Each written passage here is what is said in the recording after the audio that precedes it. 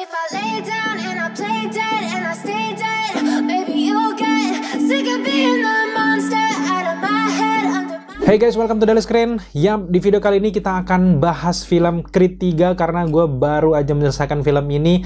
Jujur ini agak telat karena ada banyak banget film-film keren di bioskop di bulan Maret ini. Bahkan di awal Maret ya, ada Missing, ada Kembang Api, ada Virgo and the Sparkling, dan sekarang Creed. Wow, gila, lengkap banget untuk Maret ini, sibuk. Dan ya, sekarang kita akan ceritakan bagaimana pengalaman kita setelah menyaksikan film Creed 3 ini. Apakah rekomendasi untuk kalian tonton atau filmnya biasa aja, bisa kalian tunggu di live streaming. Simak review kita sampai selesai.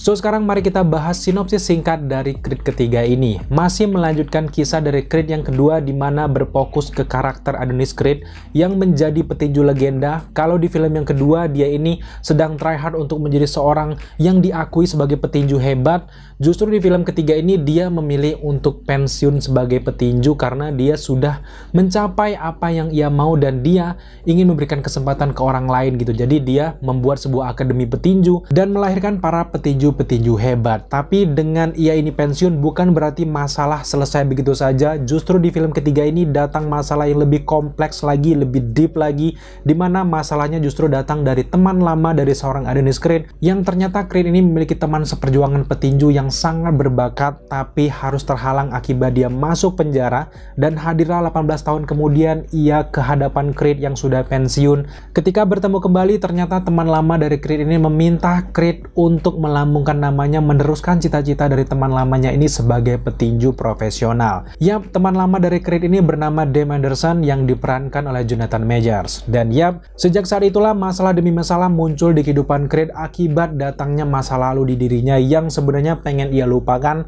tapi akhirnya membuat ia dihianati teman dan ditinggalkan banyak orang. Dan ini kita akan melihat dari awal sampai akhir film perjuangan dari Creed untuk mengembalikan dan juga mencoba mengalahkan masa-masa kelam yang terjadi di masa lalunya.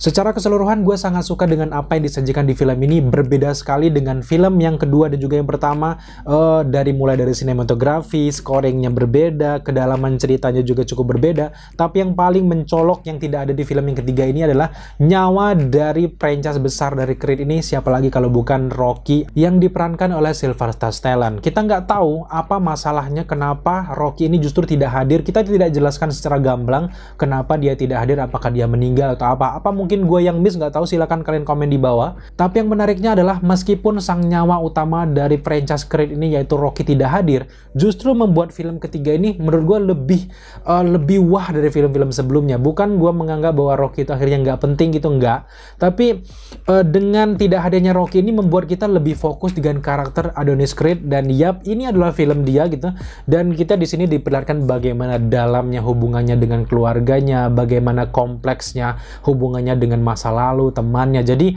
membuat penonton itu fokus ke dia, nggak yang terpecah belah harus mengikuti karakter Rocky yang udah legend kayak gitu. Dan ini rasa di film yang ketiga ini lebih berasa ketimbang di film sebelumnya. Memang film sebelumnya juga sangat menarik, tapi ini lebih bombastis lagi. Dan gue salutnya adalah film ini kan disutradarai juga oleh Michael B. Jordan sebagai Adonis Creed juga. Dan ini juga debut penyutradaraannya, dan gue sangat salut sih dengan Michael B. Jordan. Mungkin salah satu bentuk kepedeannya adalah dia yang mensutradarainya. Jadi dia juga makin pede dan juga chemistry dan juga pendalaman karakternya lebih dalam lagi sebagai Adonis Creed. Dan gue suka sekali dengan gaya penyutradaraan seperti ini. Di teknik-teknik marketing mereka udah bilang bahwa film Creed yang ketiga ini terinspirasi dari anime-anime yang ada di Jepang.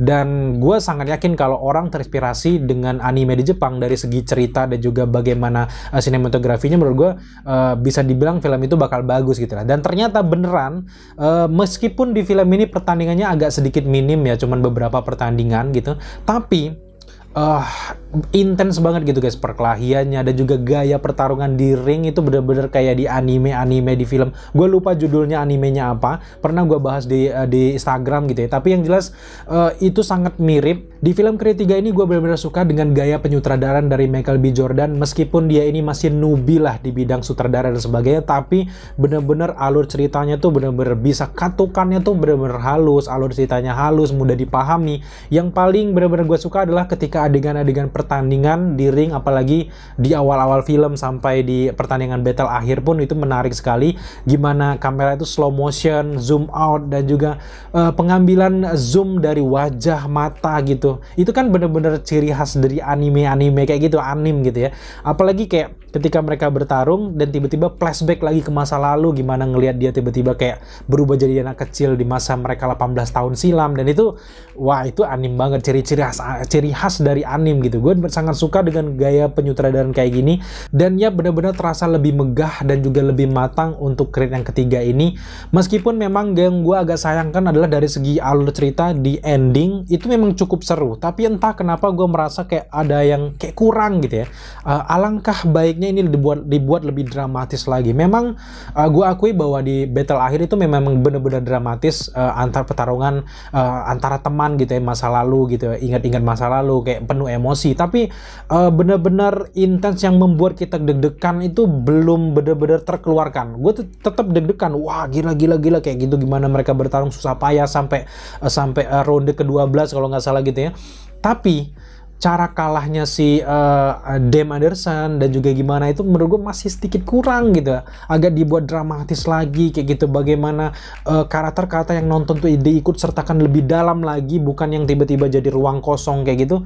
Coba dibuat lebih menggigit lagi, menurut gue film ini akan jadi lebih sempurna. Tapi secara keseluruhan itu sebenarnya nggak mengganggu semua orang, mungkin itu pendapat pribadi gue aja, tapi ya kayak gitu, gue agak sedikit terganggu. Secara keseluruhan ini film mendekati sempurna menurut gue untuk dalam franchise Rocky. Hadirnya juga karakter-karakter lama kayak Bianca yang diperankan oleh Tessa Thompson, dan juga acting si Jonathan Majors yang paling gua suka dari film ini. Memang Michael B. Jordan tetap pada ciri khasnya seperti di film-film sebelumnya.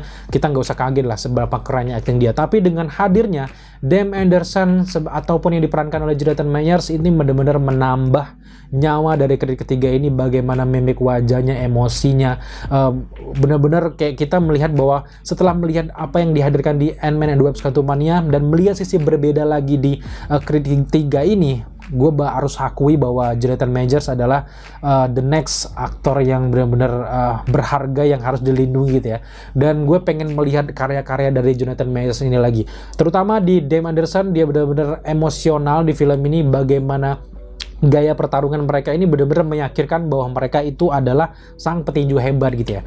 Pada intinya memang Creed ketiga ini adalah kolaborasi yang menarik antar alur cerita yang menarik, kemudian juga acting chemistry karakter yang menarik, juga scoringnya tidak ketinggalan. Itu benar-benar menempatkan posisi-posisi yang sangat tepat ketika adegannya lagi seru, di gimana scoringnya keren gitu. Nggak ada yang berlebihan gitu ya, wajar ya, mungkin karena film Hollywood gitu nggak perlu kita ragukan lagi untuk kayak gitu. Tapi kadang memang ada beberapa film yang agak miss, agak berlebihan gitu ya. Tapi yang ini porsinya pas, pertarungannya intens, dan juga dengan gaya-gaya pengambilan seperti anime, lagi-lagi menurut gue adalah nilai plus dan juga cara baru. Dan ke depan kayaknya bakal ada film-film lain yang akan meniru apa langkah yang diambil oleh Michael B. Jordan sebagai sutradara dari Creed ketiga ini. Pada akhirnya film Creed ketiga ini adalah penutup trilogi yang manis, dan kayaknya nggak hanya sampai di sini aja gitu ya. Ada banyak sekali tanda akan terjadinya spin-off lagi dari Creed ini kayaknya dari itu, apalagi dari anaknya si Adonis Creed ini kan